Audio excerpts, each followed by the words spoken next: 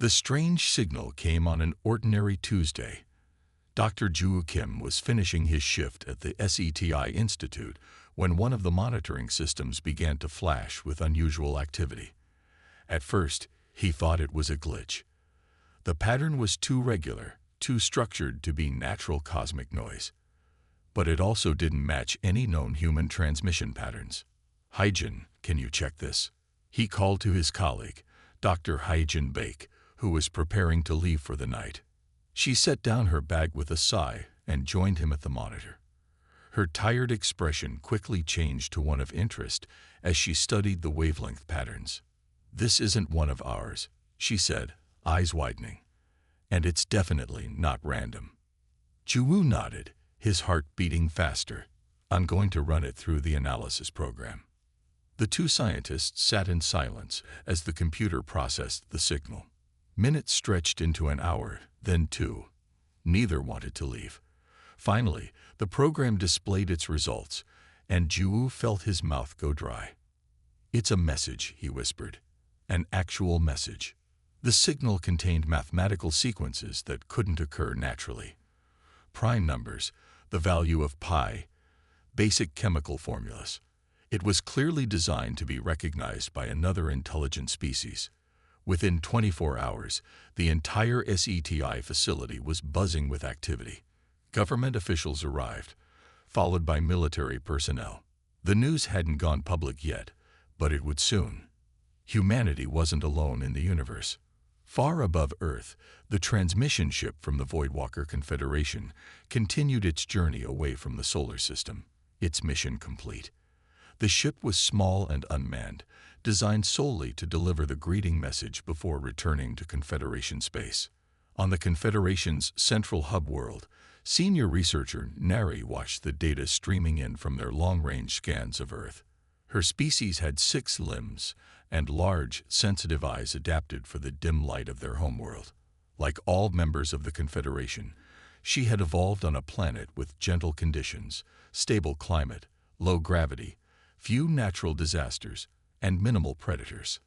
"I still don't understand how anything intelligent could evolve there," she said to her research partner, Minho. Minho adjusted the viewing screen to show Earth's varied ecosystems. "Look at this planet. Temperature variations of over 100 degrees, massive storms, earthquakes, floods, and the gravity. It's crushing compared to any of our homeworlds. And yet," Neri said, "they've developed radio technology. They've put satellites in orbit. They've even visited their own moon." The Voidwalker Confederation had discovered Earth 3 cycles ago during a standard survey of potentially habitable worlds. By their classification system, Earth was a Deathworld, a planet that shouldn't support complex life due to its harsh conditions. Yet not only had life evolved there, but it had produced an intelligent species that was now sending radio waves into space. "The Council wants to establish contact," Minho said. "They believe these humans might have unique perspectives due to their unusual evolution. Or they might be incredibly dangerous," Nari countered. "Think about what kind of creatures would thrive in those conditions. They must be incredibly tough and resilient." The debate had raged through the Confederation for months before they finally decided to send a simple greeting message, one that demonstrated intelligence without revealing too much about themselves or the location of their worlds. Back on Earth, Dr. Ju Kim had barely slept in days. The signal's content was becoming clearer as his team worked around the clock to decode it. It contained basic mathematical constants, simple atomic structures, and what appeared to be representations of the aliens' biology. "They're showing us what they look like," Ju explained to Colonel Dae-Yun Ryu, the military liaison assigned to the project. "See these structures? They're carbon-based like us, but their cellular organization is different. Are they a threat?" the colonel asked bluntly. Ju shook his head. "The message appears entirely peaceful. It's a hello, nothing more." Within a week, governments around the world formed the Terrestrial Response Initiative, a coalition of scientists, diplomats, and military strategists tasked with crafting humanity's reply. Dr. Haijin Blake joined Juwu as one of the lead linguists on the project. The fascinating thing is, she explained during one meeting, they've included information about their home environments. If we're interpreting this correctly, they evolved on worlds with much lower gravity than Earth, stable climates, and minimal environmental threats. So they're physically weaker than humans? Asked one of the military representatives. Most likely, Haijin replied. But their technology is clearly far advanced beyond ours if they can send targeted transmissions from interstellar distances. The debate over how to respond split the initiative. Some argued for caution, suggesting they should downplay Earth's harsher aspects to avoid frightening the aliens. Others, including Colonel Ryu, pushed for honesty. If they have the technology to communicate across light years, they'd probably already know what kind of planet we live on, the colonel reasoned. Hiding our nature will only make us seem deceptive. In the Confederation hub, the monitoring station detected new signals from Earth, a response to their greeting. Nari's team worked quickly to decode the human message. They're showing us their planet, she said with growing concern. Look at this data about their atmospheric conditions, their gravity. It's even more extreme than our scan suggested. Minho moved closer to the screen. And look at this, images of their species. They're standing upright on two limbs. Their muscle density must be incredible to support their bodies in that gravity. The human message contained information about Earth's diverse ecosystems, samples of human languages and cultural expressions, and basic information about human biology. It concluded with an invitation for further communication. The Confederation Council met in emergency session to discuss the response. Some members argued for cutting off contact immediately. A species that evolved in such harsh conditions might be naturally aggressive and dangerous. They could be a threat to the entire Confederation if they ever develop interstellar travel, one council member warned. Others, including the research division led by Nari, argued that the humans' unique evolutionary path might offer valuable insights and capabilities the Confederation lacked. Yes, they evolved in conditions we find harsh, Nari told the council, but that means they've solved problems we've never had to face. Their message shows intelligence and curiosity, not aggression. After much debate, the council voted to continue communication but approach with extreme caution. On Earth, Dr. Ju Kim and the initiative waited anxiously for a response. The public now knew about the alien contact, and reactions ranged from excitement to fear. Religious groups debated the theological implications. Military forces around the world went on high alert. When the alien's second message arrived, it confirmed what Ju had suspected. The extraterrestrials were both fascinated and frightened by humanity. They called Earth a death world, and humans Deathworlders, terms that suggested both respect and caution. They're afraid of us, Colonel Ryu said, reading the translation. They evolved in much gentler environments. Ju nodded, but they still want to talk. That's what matters. This could be the beginning of something amazing. As the Terrestrial Response Initiative prepared their next message, Ju couldn't help but smile at the irony. Humans had always imagined aliens as terrifying creatures from hostile worlds. Instead, they were the scary ones, the tough, resilient species that had evolved on a planet other intelligent life found nightmarish. The first contact had begun, and the universe would never be the same. Dr. Ju Kim rubbed his tired eyes as the computer continued analyzing the alien message. For 3 weeks, he had barely left the secure facility that had been established in a remote location outside Seoul. The international team worked around the clock, each breakthrough leading to new questions. "I think we've got it," said Dr. Sunwoo, the physicist who had been working on the mathematical portions of the message. He pointed to his screen where complex equations had been translated into human mathematics. "It's elegant. They've created a universal language based on the fundamental constants of the universe." Ju nodded, excitement pushing away his exhaustion. "Show me what else you found." The team gathered around as Sunwoo explained. The aliens had included basic atomic structures, simple chemistry formulas, and mathematical constants that would be recognizable to any species that had developed science. But the most fascinating parts were the biological samples. "They're showing us what they look like," said Minji, the biologist. She pointed to diagrams that reminded Juwu of complex cellular structures. "They're carbon-based, like us, but their cellular organization is completely different. And look at this," Sunwoo added, pulling up another section. "This appears to be data about their home environments." The information was clear once they knew how to read it. The Confederation species had evolved on worlds with significantly lower gravity than Earth, stable climates with minimal temperature variation, and ecosystems with few predators or environmental threats. "They're like hothouse flowers," Colonel Do-Yun Park said when the military was briefed. The colonel had been appointed as the Korean representative to the Terrestrial Response Initiative. "These beings would be crushed by our gravity, frozen by our winters, and terrified by our thunderstorms." "That raises an important question," said Juwu. "How do we represent ourselves to them? Do we downplay Earth's harshness to avoid scaring them?" This question dominated the next meeting of the Full Response Initiative. Representatives from 28 countries gathered in the UN headquarters, where the Secretary General personally oversaw the discussions. "We should emphasize our peaceful intentions and cultural achievements," argued the French representative. "Give them Mozart, not our military capabilities." "We should be honest about our world," countered the Australian delegate. "If they ever visit Earth, they'll discover the truth anyway." Colonel Park, usually quiet during these debates, finally spoke up.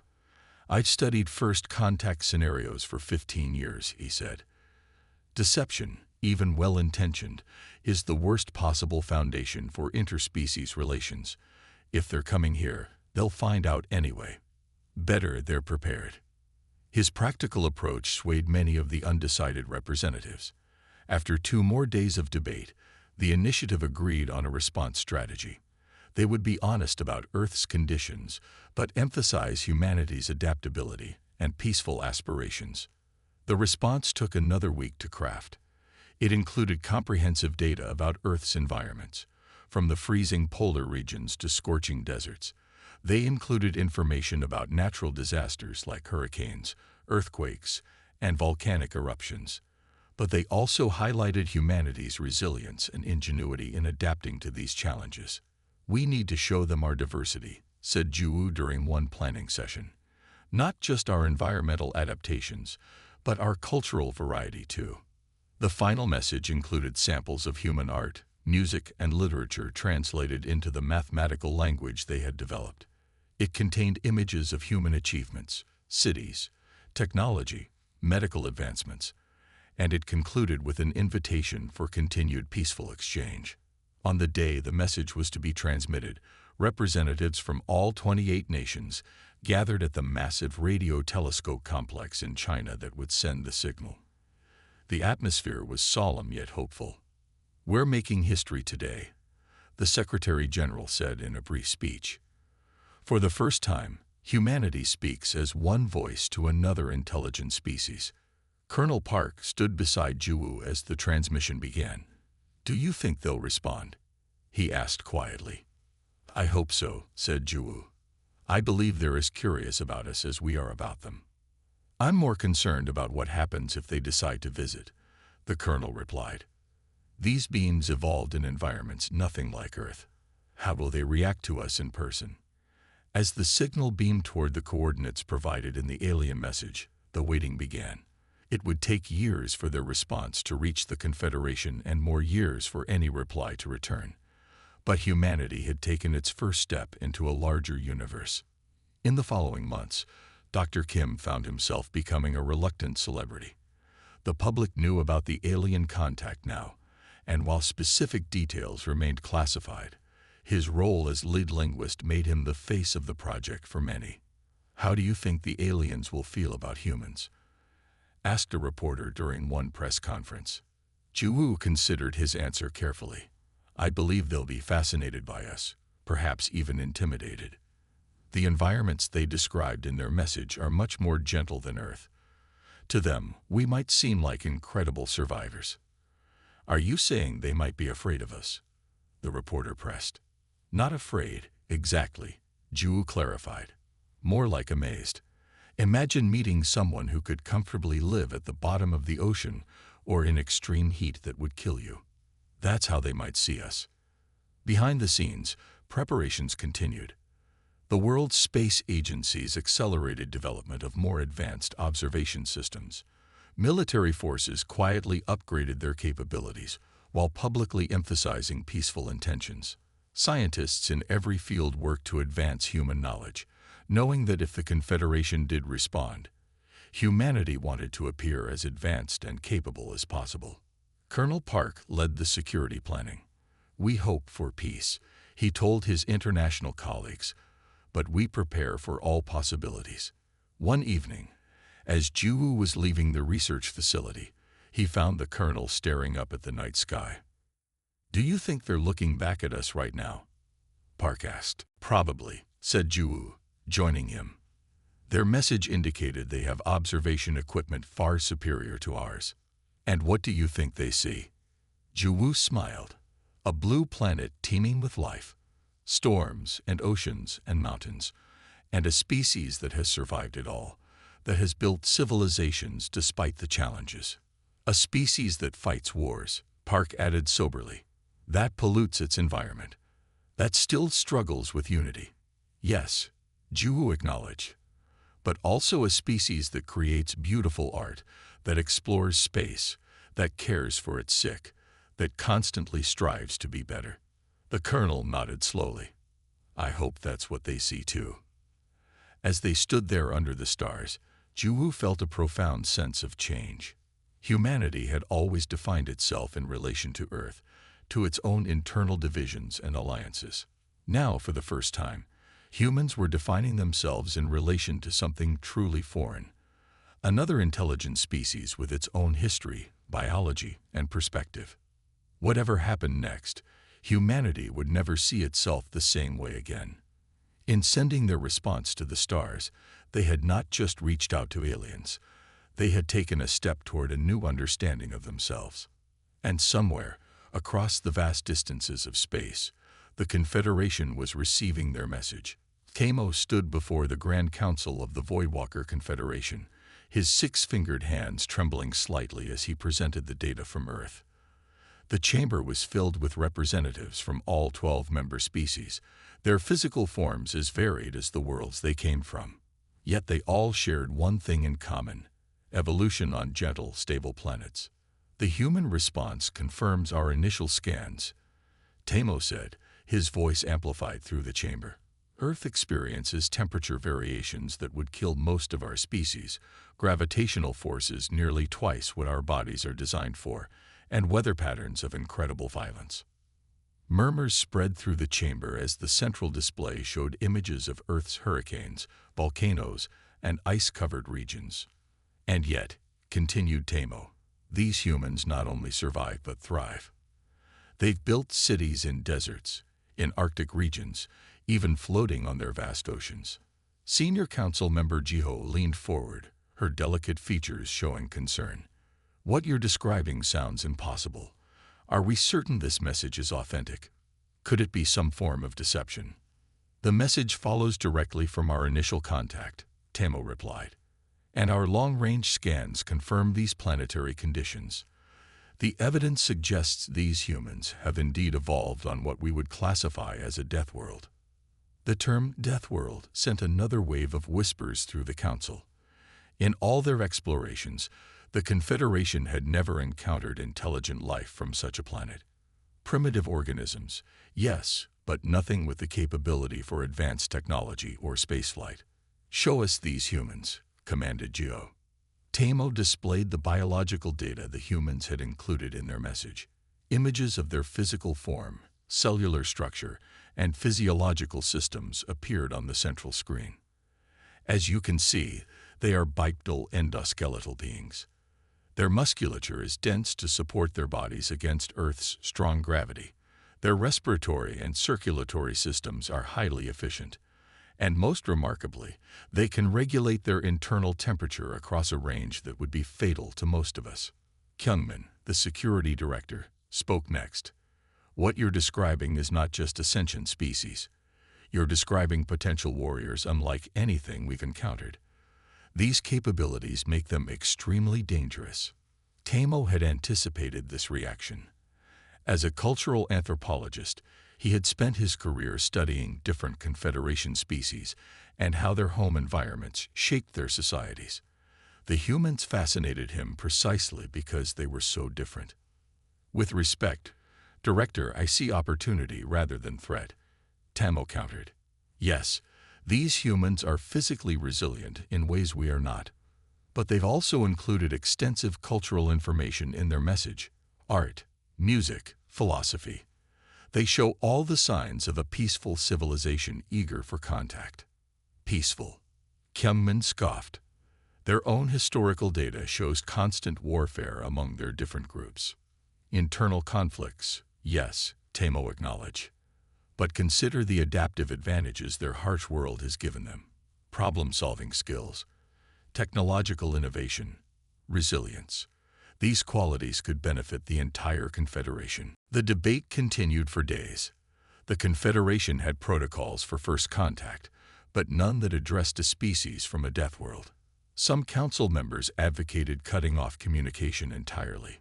Others, particularly those from the scientific community, argued for continued remote study without direct contact. Tamo found himself working tirelessly, analyzing every aspect of the human message for insights that might sway the council. One evening, as he reviewed human cultural artifacts in his lab, his colleague Minji joined him. Still convinced these Deathworlders won't eat us alive? She asked, only half joking. Tamo smiled. Look at this, he said, showing her a human musical composition. The mathematics of it, the patterns, the harmonies. It demonstrates abstract thinking, emotional depth. Would a naturally aggressive species create such beauty? Perhaps, Minji said, unconvinced. But beauty and violence aren't mutually exclusive. Some of the most visually stunning predators in the galaxy are also the most deadly. True, Tamo admitted. But there's something else in their message. He pulled up another section. They know they're different from us. They understand their world would be hostile to our biology. They're not hiding this fact. They're preparing us for it. 4 cycles later, the council reconvened for a final decision. Tamo had been invited to give a closing statement before the vote. Honorable Council, he began. In all our history, the Confederation has grown through inclusion and exchange. Each member species has brought unique perspectives and abilities. The humans, despite their frightening world, offer something we've never encountered: an entirely different evolutionary path that has produced intelligence, technology, and culture. He paused, looking at each council member. Yes, direct contact carries risks. But consider the alternative: a spacefaring species aware of our existence, but excluded from our community. We would make potential enemies where we could have allies. The vote was close, but in the end, the exploration faction prevailed. The Confederation would send a delegation to Earth's solar system, not to land on the planet itself, but to establish direct communication from orbit. A small ship with representatives from 3 Confederation species would make the journey. You will lead the cultural exchange team, Gio informed Tamo after the vote. Your advocacy has earned you this responsibility. Tamo felt both honored and terrified. Thank you, council member. I won't disappoint you. See that you don't, she replied. The council remains divided on this decision. One negative incident could end this contact permanently. Preparations began immediately. The delegation ship would be equipped with extensive shielding to protect its occupants from radiation and variable gravity environments. Medical staff developed treatments to help the delegates function in conditions closer to Earth's gravity. Cultural specialists studied human languages and customs. Before departure, the Confederation sent a message to Earth, informing the humans of their decision to send a delegation.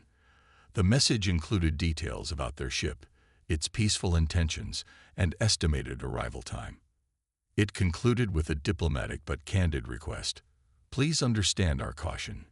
Your world is unlike any we have encountered." As Tamo boarded the delegation ship, he carried with him a small display containing Earth's complete message.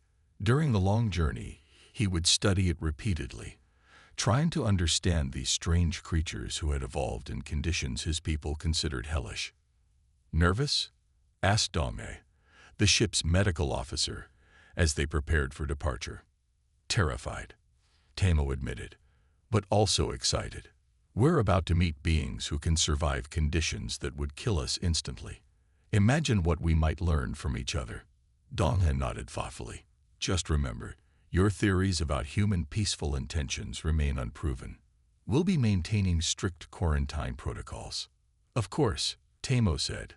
"Caution is reasonable, but I believe this will be the beginning of something remarkable." The delegation ship departed from the Confederation hub world, accelerating to its maximum velocity. The journey would take many cycles, even with their advanced propulsion, as the familiar stars of home faded behind them. Tamo looked ahead toward the yellow star that humans called the Sun.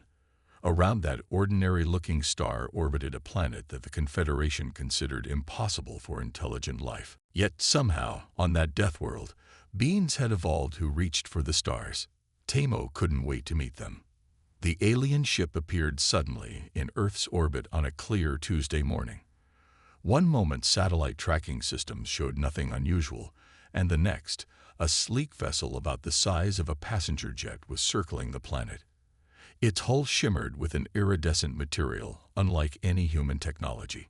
Every screen on Earth seemed to show the same images, the alien craft against the blue backdrop of the planet.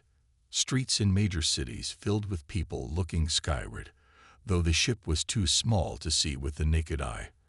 Religious groups gathered in prayer, some celebrating, others fearful.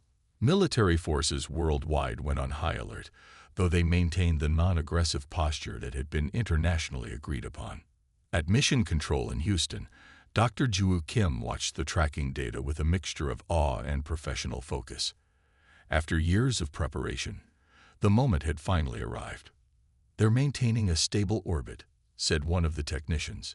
"No signs of weapon systems or aggressive positioning." Colonel Do-Yem Park stood beside Joo, his expression unreadable. "They're being cautious, just as they said they would be." The alien ship had sent a transmission as soon as it arrived, confirming its identity as the delegation from the Voidwalker Confederation. The message reiterated their peaceful intentions and requested that the planned meeting proceed.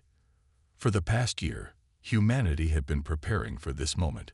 The International Space Station had been expanded with a special docking module designed as a neutral meeting ground. The air pressure, temperature, and gravity could be adjusted to help accommodate the visitors' needs. "Are you ready?" Colonel Park asked, as they boarded the shuttle that would take them to the space station. Joo nodded, though his heart was racing. "I've been practicing the greeting phrases for months." The human delegation consisted of 12 representatives from different nations and specialties. Dr. Joo Kim led the scientific team as Earth's foremost expert on the alien language. Colonel Park headed security, though he carried no visible weapons as a show of trust. There were also medical experts, engineers, and diplomats. When they arrived at the space station, they found the rest of the crew in a state of controlled excitement. The alien ship had sent a small shuttle to dock at the special module. "They're approaching now," announced the station commander. "Everyone to your positions." The human delegation gathered in the meeting room. Through the viewports, they could see the alien shuttle, an elegant pod that moved with impossible grace. It docked with barely a sound, connecting to the special airlock. "Atmospheric matching complete," reported an engineer. "The meeting chamber is now set to partial Earth gravity and adjusted atmosphere as requested." Joo took a deep breath. After years of messages across space, humanity was about to meet its first extraterrestrial intelligence face to face. The inner airlock door slid open, and the aliens entered. There were 4 of them, each different in appearance. The one in front had pale bluish skin, large eyes, and 6-fingered hands. It moved with deliberate caution in the partial gravity. Behind it came a taller being with feathery appendages, another with what looked like exoskeletal features, and a fourth that seemed more plant-like than animal. Jiwoo stepped forward and carefully pronounced the greeting phrase in the mathematical language they had developed through their exchanges. The lead alien, who they would later learn was named Hamo, responded in the same language, though with a musical quality that the humans hadn't anticipated. "We welcome you to Earth space," Jiwoo continued, using simple terms. "We are honored by your visit."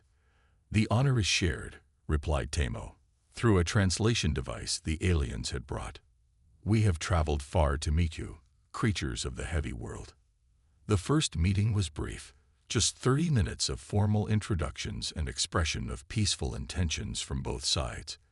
The aliens moved cautiously, clearly struggling even in the reduced gravity of the meeting chamber. When the humans smiled in greeting, the aliens visibly flinched. "Did we do something wrong?" Colonel Park asked quietly. "I'm not sure," Jiwoo replied. "Their body language is very different from ours." After the aliens returned to their shuttle, the human delegation gathered to share observations. "Did you notice how they reacted when Ambassador Chen laughed?" asked Dr. Minji Lee, the biologist. "They seemed frightened, and they kept staring at our hands," added another team member, "especially when we gestured while speaking." The next day, a longer meeting was scheduled. This time, Jiwoo began by addressing the apparent misunderstanding. "We noticed that our expressions of pleasure seemed to cause you discomfort," he said to Tamo. "Our showing of teeth, what we call smiling or laughing, is a sign of friendliness and happiness in our species." Tamo's large eyes blinked rapidly. Among most confederation species, displaying teeth is a threat. It indicates aggression. We will adapt our understanding now that we know. This led to a fascinating exchange about body language and communication. The aliens explained that their caution in movement wasn't just due to the gravity. In their cultures, quick movements were considered rude or threatening. As the days passed, both sides grew more comfortable. The aliens were particularly interested in human physiology. When Dr. Lee demonstrated how humans could jump, run, and lift objects that would be impossible for Confederation species, the aliens watched with a mixture of fear and fascination. "Your muscles are incredibly dense," said Dong-hae, the alien medical officer, after scanning a volunteer from the human team. "And your skeletal structure. It would be considered abnormally heavy among our people. It's necessary for our gravity," explained Dr. Lee, "just as your physiologies are perfect for your homeworlds." 1 week into the exchange, Colonel Park was invited to demonstrate human physical capabilities. He performed a series of basic exercises, push-ups, pull-ups, and a short sprint. The aliens watched in stunned silence. "No species in the Confederation could match this," said Tamo afterwards. "Now we truly understand why our scientists classified your world as a death world." The term still made Jiwoo uncomfortable. "We just call it home," he said. The cultural exchange continued, with both sides sharing scientific knowledge. The aliens offered insights into advanced physics and stellar navigation. The humans shared their approaches to medicine, engineering, and environmental adaptation. But the smooth progress nearly ended when the aliens requested information about Earth's natural history. Dr. Lee had prepared a presentation on Earth's ecosystems. She showed images of various environments, oceans, forests, deserts, and the life forms that inhabited them. When she displayed images of Earth's predator species, lions, sharks, wolves, and others, the aliens became visibly distressed. "These creatures exist on your world, and they hunt and consume other life forms?" asked Tamo, his translator barely keeping up with his agitated speech. "Yes," Dr. Lee replied, surprised by their reaction. "Earth's ecosystems include predator-prey relationships. It's part of our planet's biological balance." The aliens conferred among themselves in their own languages, their movements showing clear agitation. "And humans?" asked Dong-hae finally. "Are humans predators as well?" The human delegation exchanged uncomfortable glances. Colonel Park stepped forward. Historically, yes, he said honestly. Our early ancestors were hunter-gatherers. We evolved as omnivores, eating both plants and animals. Our forward-facing eyes and physical capabilities evolved partly for hunting. This admission caused even greater distress among the aliens. Tamo's pale skin had taken on a grayish tone.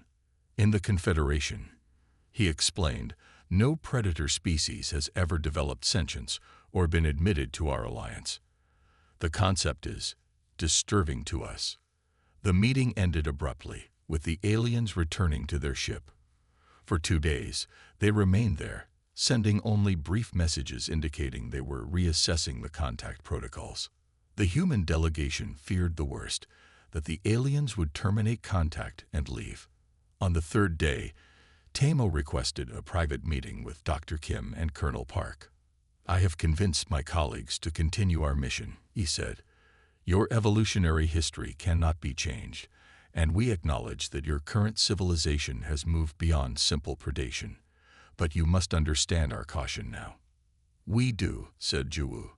And we thank you for your willingness to keep building this relationship despite our differences. Tamo's large eyes studied them both. Your adaptability frightens my colleagues, but I believe it may be exactly what the Confederation needs. Sometimes survival requires strength that comes from facing challenges. As they left the meeting, Colonel Park turned to Juwu. We almost lost them.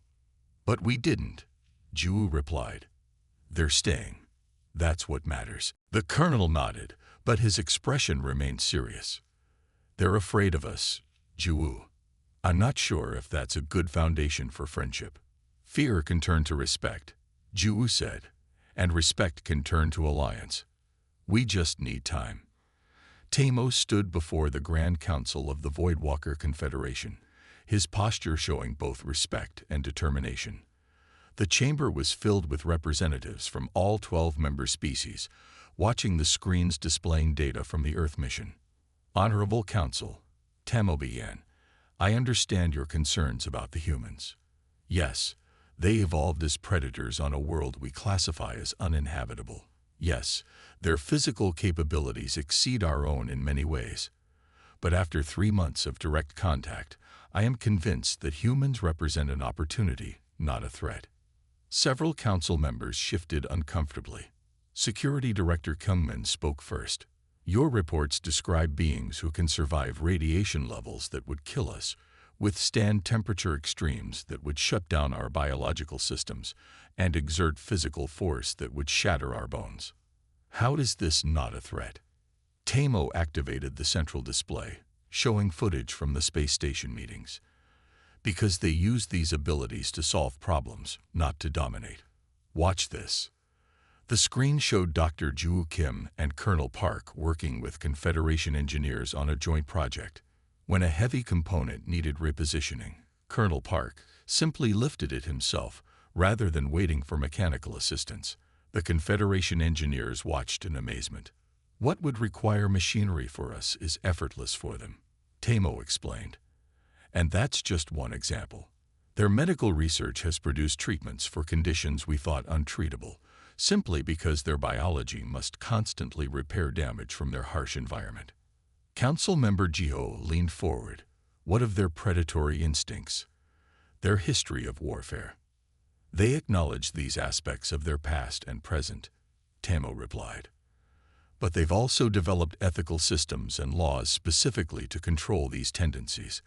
They understand themselves in ways we never had to understand ourselves. The debate continued for hours. Finally, Senior Council member Yuma, who had remained silent until now, raised her hand. I have observed the data, she said, her voice carrying the weight of centuries of experience. These humans are dangerous, yes, but in all our history the Confederation has never encountered a species that could survive the challenges these humans endure daily. If there are threats beyond our known space, and our deepest probes suggest there may be, then perhaps we need allies who are, by their nature, survivors. Her words shifted the mood of the council. After further discussion, they voted to establish formal diplomatic relations with Earth. Back on the space station, Dr. Ju Kim received the news with relief. The past 3 months had been both exhilarating and exhausting. Despite initial fears and misunderstandings, the human and alien teams had developed genuine professional respect for each other. "They've accepted," he told Colonel Park as they shared a meal in the station's dining area. "The Confederation is offering a formal alliance." "On what terms?" the colonel asked, ever practical. "Exchange of knowledge and technology, mutual defense, cultural sharing. They're offering to help us develop faster than light travel, Do-Yun. We could reach the stars in our lifetime." The colonel considered this. "And what do they get from us?" "Innovation, problem-solving approaches, our adaptability." Ju smiled. "They're fascinated by how we think. Their species evolved in such stable environments that they never developed certain kinds of creative thinking." When the formal alliance was announced to Earth's population, reactions were mixed. Many celebrated humanity's entry into a galactic community. Others feared alien influence or technology. Religious leaders debated the theological implications, while economists calculated the potential benefits of alien technology. The actual changes began slowly. The Confederation established a permanent embassy station in Earth orbit. Selected human scientists were invited to visit Confederation worlds under careful environmental controls. Confederation medical experts began working with human doctors to develop treatments for diseases that had long plagued humanity. 6 months after the initial contact, Dr. Kim was appointed as Earth's chief cultural liaison. His first major project was developing an exchange program that would allow humans and Confederation members to better understand each other's societies. "The key challenge," he explained to Tamo during one of their planning sessions, "is that they can't safely visit Earth's surface, and we can't safely visit most of their worlds without significant technological assistance. Perhaps we start with virtual exchanges," Tamo suggested. "Though I admit, our people are intensely curious about Earth, despite their fears." Ju considered this. "What if we created controlled environments? Spaces where your people could experience aspects of Earth safely." This idea led to the development of Earth habitats on the orbital station, enclosed environments that simulated Earth conditions but with adjustable gravity and atmospheric controls. Confederation visitors could gradually increase the settings to experience more Earth-like conditions as their bodies adapted. The first major technological exchange came in the field of medicine. Human researchers, with their extensive experience treating injuries and illnesses, helped develop new regenerative therapies for Confederation species. In return, Confederation scientists shared advancements in genetic engineering that helped cure several human diseases. "It's remarkable," Dong had told Juwoo as they observed a demonstration of human emergency medical techniques. "Your bodies are constantly fighting your environment, so you've developed extraordinary ways to heal." "Necessity drives innovation," Juwoo replied. "When you evolve on a world that's trying to kill you, you learn to adapt quickly." 1 year after first contact, a major breakthrough occurred. The Joint Human Confederation engineering team developed a new propulsion system that combined Confederation theoretical physics with human practical engineering. The system was smaller, more efficient, and more adaptable than anything either civilization had created alone. "This is exactly what I hoped would happen," Tamo told Juwoo as they watched the successful test. "Your people approach problems differently than ours. You see solutions we miss because our evolution never required us to think that way." The alliance continued to strengthen. Confederation cultural experts became popular guests on Earth media, explaining their societies and histories. Human art and music found enthusiastic audiences among Confederation species who were fascinated by the emotional intensity that came from a species evolved in constant challenge. Not everything went smoothly. Some human groups protested against sharing technology with aliens. Certain Confederation conservatives warned against too much contact with Deathworlders. But the practical benefits of cooperation gradually outweighed these concerns. 2 years after first contact, the Confederation revealed something they had previously kept secret. There were other spacefaring civilizations beyond their borders, not all of them friendly. The Confederation had been watching these potential threats for centuries, but lacked the biological resilience to effectively counter them if conflict ever came. "Now you understand our true interest in alliance," Tamo explained to Juwu. "Your people evolved with strengths ours never needed. Together, we are more secure than either would be alone." To symbolize the growing trust between the species, Tamo proposed a bold cultural exchange. He would experience a traditional human recreational activity called camping, albeit in a controlled environment with reduced Earth gravity and filtered atmosphere. The Earth habitat on the orbital station was configured to simulate a forest with a small lake. The gravity was set to 70% of Earth normal. Challenging for Tamo, but not dangerous. A small tent was erected beside the lake, and a controlled campfire, another fascinating concept to Confederation species, was prepared.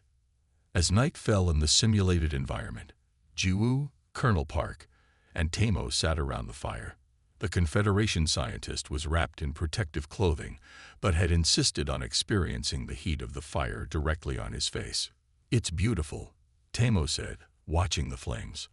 "On my world, fire is rare and controlled. Here, you harness it casually. Our ancestors mastered fire over 1,000,000 years ago," Juwu explained. "It protected us from predators, kept us warm, cooked our food. And now you sit beside it for pleasure." Tamo seemed bewildered by the concept. Colonel Park smiled. "Some things stay with a species. Fire meant safety to our ancestors, so we still find comfort in it." As they roasted marshmallows, a human treat that Tamo could not eat but was curious to observe, Juwu reflected on how far they had come.